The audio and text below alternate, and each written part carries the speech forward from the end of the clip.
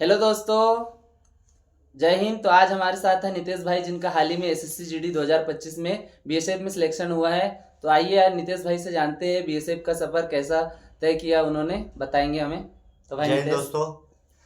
तो मैं 2018 में बैतूल आया था। उसके बाद मैंने कंपटीशन एग्ज़ाम की तैयारी करी। पहले तो आर्मी के लिए तैयारी करी, जिसमें मेरा एक्सीलेंट रनिंग लगी थी, लेकिन मेरा मेडिकल मैं फेल हो गया। उसके बाद एमपी पुलिस की वैकेंसी आई थी 2023 में, जिसका न्यू सिलेबस बना था, जिसमें 100 नंबर का फिजिकल था और 100 नंबर का रिटर्न एग्ज़ाम, जिसमें मैं रिटर्न एग्ज़ाम तो क्वालिफाई हो गया। फिजिकल भी अच्छा गया था, पर वो ओबीसी आरक्षण का चल रहा था, इस कारण मेरे उसमें सिलेक्शन हुआ नहीं, अभी होल्ड है। उसका कोर्ट केस जब क्लियर होगा उसमें सिलेक्शन होगा। उसके बाद फिर एसएससी की तैयारी तो पहले से भी चालू थी। तो मैंने मैथ्स के लिए आदित्य पटेल विनर्स वाले से मैथ्स पढ़ी, और बाकी हिंदी जीके वगैरह रोजगार भी अंकित से पढ़ी। जीके के लिए नवीन सर से बेस्ट कोई हो ही नहीं सकता। तो आपने लास्ट 2 महीने में ऐसा क्या प्रिपरेशन की कि आपको स्कोर बूस्ट करने में बहुत ज़्यादा हेल्प मिली? और पहले आपका मॉक टेस्ट में कितने नंबर आते थे, और मॉक के मतलब एग्ज़ाम में कैसा रहा, वो मॉक से संबंधित कैसा क्या रहा, आप बताएं थोड़ा।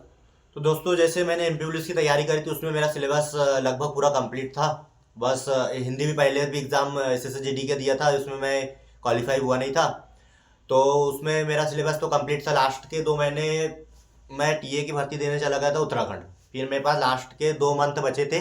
मेरा पढ़ाई में थोड़ा गैप भी हो गया था, पर फिर 2 महीने बचे थे एग्ज़ाम का।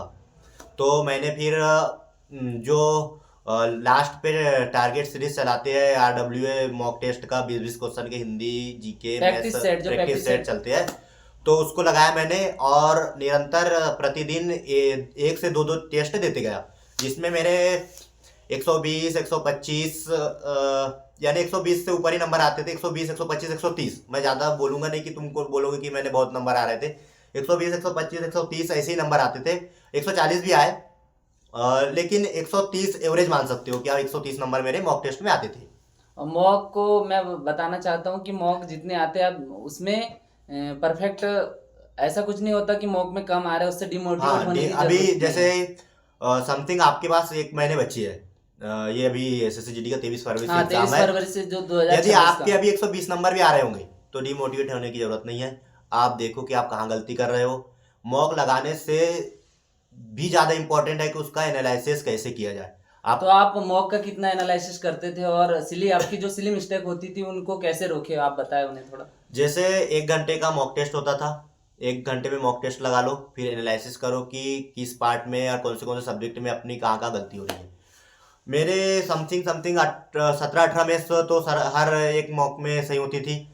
2-3 जो एक दो तो सिली मिस्टेक एक आध हो ही जाती थी, और जो 2 क्वेश्चन थे उसको मैं देखता था कि मेरी कहाँ गलती हो रही है, कहाँ मैं अटक रहा हूँ, उस पर मैं फोकस करता था कि जो क्वेश्चन अभी इस टेस्ट में आया हो, अगले टेस्ट में क्वेश्चन कहीं से कहीं गलत होना नहीं चाहिए। तो ऐसे हर एक मॉक टेस्ट में आपकी गलती पता चलती रहेंगी, और आप उसका एनालिसिस करके उस पर पकड़ बनाओगे, जिससे आपका मॉक टेस्ट में नंबर इंक्रीज होगा। तो आपका मेन एग्जाम में कितने नंबर रहे और कितना का आपको नॉर्मलाइजेशन मिला, वो थोड़ा बता दें। तो मेरे एग्जाम में 130.75, एकदम 130.75 नंबर थे, और मेरे को समथिंग 4.5 नंबर का नॉर्मलाइजेशन मिला, और नॉर्मलाइजेशन होकर मेरे 135.21 नंबर हुए। तो आपको बीएसएफ मिला है। तो मेरे को तो भी ऐसे मिला। मैं तो आपको क्या लग रहा था कि आपको बीएसएफ ही मिलेगा या उससे पहले नहीं, और? मेरे को तो इससे पहले असम राइफल और सीआरपीएफ का ज़्यादा चांस लग रहा था, क्योंकि मैंने सीआईएसएफ के बाद असम राइफल डाली थी, क्योंकि मुझे आर्मी में जाना था, तो असम राइफल की वर्दी मुझे पसंद थी, इसलिए मैंने असम राइफल डाला। और उसके बाद डाला था मैंने सीआरपीएफ, और फिर उसके बाद डाला था मैंने बीएसएफ। तो सीआरपीएफ के लिए मैं 0.1 नंबर से रह गया, इस कारण मुझे बीएसएफ मिली। चलो, बहुत बहुत धन्यवाद भाई नितेश। तो अब आगे का भी बताएंगे, और भी हमारे भाई लोग हैं तो कैसे कैसे उन्होंने सिलेक्शन लिया। भाई नितेश को बहुत बहुत शुभकामनाएं। हाँ, तो दोस्तों, अभी और आपको घबराने की बिल्कुल ज़रूरत नहीं है, डिमोटिवेट होने की भी बिल्कुल ज़रूरत नहीं है। बस आप अभी आपका सिलेबस आप तो कंप्लीट हो ही गया होगा। आप केवल बस आप आपको प्रतिदिन एक एक प्रतिदिन मुक एक लगाना दो है दो खाली। टेस्ट लगा सकते हो, हम्म। क्योंकि 1 घंटे का रहता है, कोई दिक्कत नहीं।